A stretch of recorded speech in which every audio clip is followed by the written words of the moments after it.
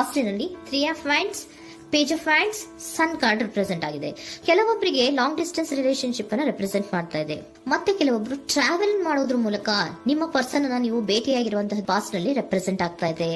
ನಿಮ್ಮ ಪಾಸ್ಟ್ ನಲ್ಲಿ ನಿಮ್ಮ ಲವ್ ಲೈಫ್ ನ ವಿಚಾರದಲ್ಲಿ ಒಂದು ರೊಮ್ಯಾಂಟಿಕ್ ಇತ್ತು, ಒಂದು ರೀತಿಯ ಕ್ಯೂರಿಯಾಸಿಟಿ ಇತ್ತು, ಒಂದು ಎಂಜಾಯ್ ಇತ್ತು. ಕೆಲವೊಂದು ರೀತಿಯ ಮೆಸೇಜ್ ಗಳನ್ನ ಎಕ್ಸ್ಚೇಂಜಿಂಗ್ ಮಾಡ್ಕೋತಾ ಇದ್ರಿ, ಫೋನ್ಗಳ ಮೂಲಕ ಅಥವಾ ವಾಟ್ಸ್ಆಪ್ ಗಳ ಮೂಲಕ ಮೆಸೇಜ್ ಗಳನ್ನ ಕಳಿಸ್ಕೊಳ್ಳುವಂತಹದ್ದು, ಒಂದು ರೀತಿಯ ಕ್ಯೂರಿಯಾಸಿಟಿ, ಎಕ್ಸೈಟ್ಮೆಂಟ್ ಗಳೆಲ್ಲ ನಿಮ್ಮ ಲವ್ ಲೈಫ್ ನ ವಿಚಾರದಲ್ಲಿ ಇತ್ತು.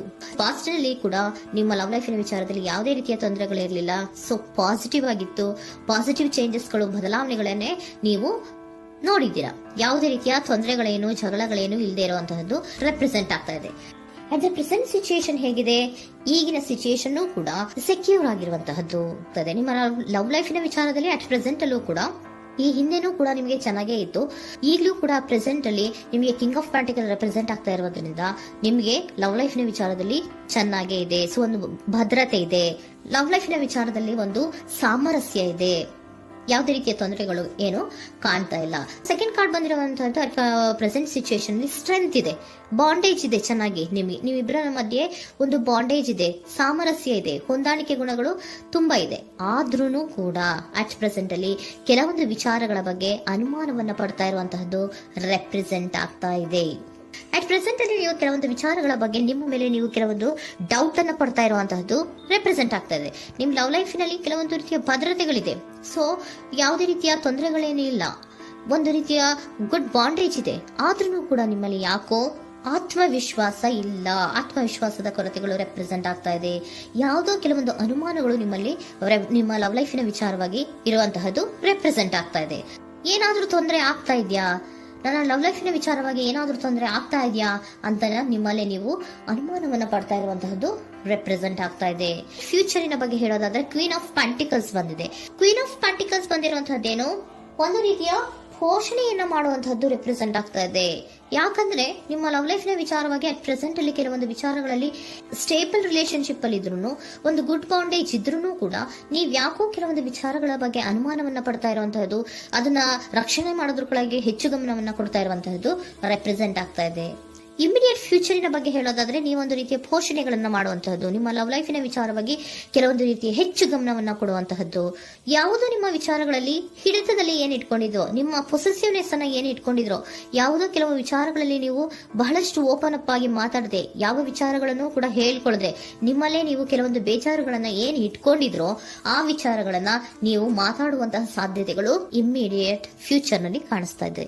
ಯಾವುದೋ ಕೆಲವೊಂದು ವಿಚಾರ, ಯಾಕೆ ಯಾವುದೋ ಕೆಲವು ವಿಚಾರಗಳಲ್ಲಿ ನಿಮಗೆ ಅನುಮಾನಗಳು ರೆಪ್ರೆಸೆಂಟ್ ಆಗ್ತದೆ. ಲವ್ ಲೈಫಿನ ವಿಚಾರ, ಪ್ರೀತಿಯಲ್ಲಿ ಯಾವಾಗ ಅನುಮಾನಗಳು ಸೃಷ್ಟಿಯಾಗುತ್ತೋ ನಾವು ಅವಾಗವಾಗ್ಲೇ ಅದನ್ನ ಬಗೆಹರಿಸ್ಕೊಬೇಕು. ನಮ್ಮಲ್ಲೇ ಇಟ್ಕೊಳ್ಳೋದು, ಅಯ್ಯೋ ಏನಾಗ್ತಾ ಇದೆಯೋ ಅಂತ ಕೊರಗೋದು ಅಥವಾ ಏನಾಗ್ಬಿಡುತ್ತೋ ಅಂತ ಭಯ ಪಡುವಂತಹದ್ದು ಏನು ಬೇಕಾಗಿಲ್ಲ. ಯಾಕಂದ್ರೆ ಲವ್ ಇರುವಂತಹದ್ದೇ ನಂಬಿಕೆಯ ಬುನಾದಿಯ ಮೇಲೆ. ಸೊ ನೀವೇನ್ ಮಾಡ್ಬೇಕು, ಏನಾದ್ರೂ ಸ್ವಲ್ಪ ಡೌಟ್ಗಳು ಬಂದಾಗ ನೀವು ಅದನ್ನ ಬಗೆಹರಿಸ್ಕೋಬೇಕು. ಯಾವ ವಿಚಾರದಲ್ಲಿ ನಿಮಗೆ ಬೇಜಾರಾಗಿತ್ತು ಅದನ್ನ ನೀವೇನ್ ಮಾಡ್ಬೇಕು, ನಿಮ್ಮಲ್ಲೇ ಇಟ್ಕೊಂಡು ಕೊರಗಬಾರ್ದು. ಓಪನ್ ಅಪ್ ಆಗಿ ಮಾತಾಡೋದ್ರ ಮೂಲಕ ನೀವು ಕ್ಲಾರಿಟಿಯನ್ನ ತಗೊಳ್ಳುವಂತಹದ್ದು ನಿಮಗೆ ಇಮಿಡಿಯೇಟ್ ಫ್ಯೂಚರ್ ನಲ್ಲಿ ಕಾಣಿಸ್ತಾ ಇದೆ. ಯಾವುದೇ ವಿಚಾರಗಳ ಬಗ್ಗೆ ನೀವು ನಿಮ್ಮ ಲವ್ ಅನ್ನ ಅಥವಾ ನಿಮ್ಮ ಪ್ರೀತಿಯನ್ನ ಭದ್ರವಾಗಿ ಉಳಿಸ್ಕೊಳ್ಳೋದಕ್ಕೋಸ್ಕರವಾಗಿ ನೀವು ನಿಮ್ಮಲ್ಲೇ ಇಟ್ಕೊಂಡಿದ್ದಂತಹ ಅಥವಾ ಕೆಲವು ಬೇಜಾರಿನ ವಿಷಯಗಳ ಬಗ್ಗೆ ನೀವು ಹೆಚ್ಚು ಮಾತಾಡಿ, ಓಪನ್ ಅಪ್ ಆಗಿ ಕೆಲವೊಂದು ವಿಚಾರಗಳ ಬಗ್ಗೆ ಮಾತಾಡುವಂತಹದ್ದು ಮತ್ತೆ ಅದನ್ನ ಕ್ಲಾರಿಟಿಗೆ ತಗೊಳ್ಳುವಂತಹದ್ದು ರೆಪ್ರೆಸೆಂಟ್ ಆಗ್ತಾ ಇದೆ. ನಿಮ್ಮಲ್ಲಿ ಬಾಟಮ್ ಆಫ್ ದ ಡೆಕ್ ಅಲ್ಲಿ ಬಂದಿರುವಂತಹದ್ದೇ ಅದು. ಖುಷಿಯಾಗಿರ್ಬೇಕು, ಸಂತೋಷವಾಗಿರ್ಬೇಕು, ನಮ್ಮ ಲವ್ ಲೈಫಿನ ವಿಚಾರದಲ್ಲಿ ಒಂದು ಎಂಜಾಯ್ ಇರಬೇಕು, ಮತ್ತೆ ನೆಮ್ಮದಿ ಇರಬೇಕು, ಯಾವುದೇ ರೀತಿ ಗಲಿಬಿಲಿಗಳಿರಬಾರ್ದು ಅನ್ನೋಂತಹದ್ದೇ ನಿಮ್ಮ ಎನರ್ಜಿಯಲ್ಲಿ ರೆಪ್ರೆಸೆಂಟ್ ಆಗ್ತಾ ಇರೋದು.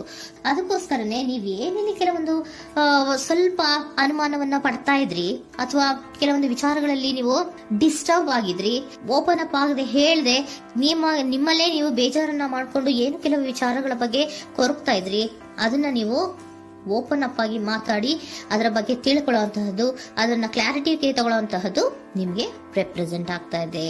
ಪಾಸ್ಟಿನಲ್ಲಿ ನಿಮ್ಗೆ ತುಂಬಾನೇ ಚೆನ್ನಾಗಿತ್ತು, ಅಟ್ ಪ್ರೆಸೆಂಟಿನಲ್ಲೂ ತುಂಬಾನೇ ಚೆನ್ನಾಗಿದೆ. ಬಟ್ ಕೆಲವೊಂದು ವಿಚಾರಗಳ ಬಗ್ಗೆ ನೀವು ಸೆಲ್ಫ್ ಡೌಟ್ ಅನ್ನ ಪಡ್ತಾ ಇರುವಂತಹದ್ದು ರೆಪ್ರೆಸೆಂಟ್ ಆಗ್ತಾ ಇದೆ. ಏನಾಗ್ತಾ ಇದೆಯೋ ಅನ್ನೋದ್ರ ಬಗ್ಗೆ ನೀವು ಸ್ವಲ್ಪ ವಿಶ್ವಾಸವನ್ನ ಕಡಿಮೆ ಮಾಡ್ಕೊಳ್ತಾ ಇರುವಂತಹದ್ದು ರೆಪ್ರೆಸೆಂಟ್ ಆಗಿತ್ತು. ಬಟ್ ಆದ್ರೆ ಇನ್ನು ಇಮಿಡಿಯೇಟ್ ಫ್ಯೂಚರ್ ನಲ್ಲಿ ಏನಪ್ಪಾ ಅಂದ್ರೆ ನಿಮ್ಮ ಲವ್ ಲೈಫ್ ಅನ್ನ ನಾವು ಉಳಿಸ್ಕೊಬೇಕು, ನಾನು ಎಲ್ಲವನ್ನ ನಮ್ಮ ಕಂಟ್ರೋಲ್ ಅಲ್ಲೇ ಇಟ್ಕೊಂಡು ಅಥವಾ ಪೊಸೆಸಿವ್ನೆಸ್ ಅನ್ನ ಬೆಳೆಸ್ಕೊಂಡು ನಾನೇ ಬೇಜಾರು ಮಾಡ್ಕೊಂಡಿದ್ರೆ ಸರಿ ಇಲ್ಲ, ನಾನು ಓಪನ್ ಅಪ್ ಆಗಿ ಮಾತಾಡಿ ಕೆಲವೊಂದು ವಿಚಾರಗಳ ಬಗ್ಗೆ ನಾನು ಕ್ಲಾರಿಟಿಯನ್ನ ತಗೋಬೇಕು ಅಂತ ಆಲೋಚನೆಯನ್ನ ಮಾಡ್ತಾ ಇರುವಂತಹದ್ದು ರೆಪ್ರೆಸೆಂಟ್ ಆಗ್ತಾ ಇದೆ. ಓಕೆನಾ?